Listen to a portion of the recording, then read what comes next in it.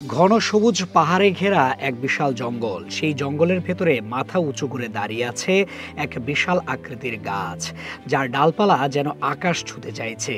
এমন একটি লম্বা আর মসৃণ গাছের মগডালে ঝুলে আছে এক প্রকাণ্ড মৌচাক। আর সেই মৌচাক সংগ্রহের জন্যই এক দুঃসাহসী শিকারী খালি হাতে গাছটিতে চড়ে বসেছেন।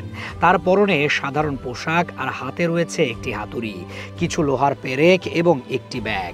মাটি থেকে অনেক উঁচুতে তিনি শরীরের ভারসাম্য রেখে হাতুড়ি দিয়ে গাছের গায়ে একটি করে পেরেক গাচ্ছেন, আর সেটিকে সিঁড়ির মতো ব্যবহার করে একটু একটু করে উপরের দিকে উঠছেন।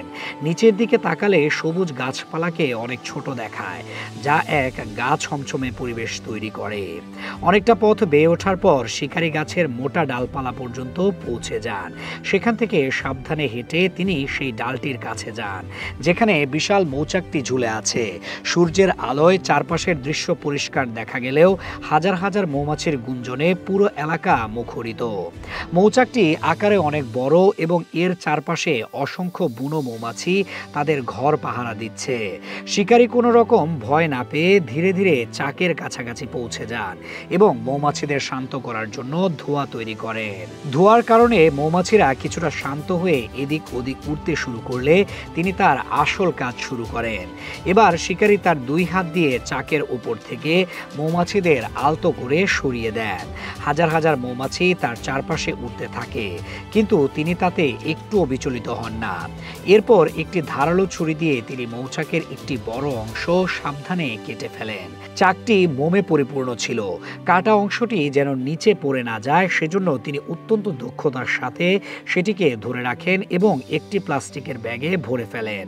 পুরো চাকটি সংগ্রহ করার পর তিনি সেটিকে সাবধানে তার কাঁধের ব্যাগে ঢুকিয়ে রাখেন। মধু সংগ্রহের পর্ব শেষ হলে শুরু হয় আরও কঠিন কাজ, গাছ থেকে নিচে নামা।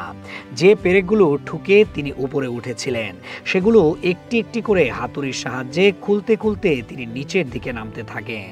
এই কাজটি করার জন্য প্রচুর শক্তি এবং মনোযোগের প্রয়োজন হয়, কারণ সামান্য একটি ভুলও মারাত্মক বিপদের কারণ হতে পারে। পুরো জঙ্গল জুড়ে তখনও মৌমাছিদের উড়াউড়ি চলছিল, কিন্তু শিকারী ধীরে সুস্থে তার কাজ চালিয়ে যান। অবশেষে দীর্ঘ সময় পর তিনি নিরাপদে মাটিতে নেমে আসেন এবং তার সংগ্রহ করা বিশাল মৌচাকটি দেখান, যা তার সাহস আর পরিশ্রমের এক দারুণ প্রতিচ্ছবি।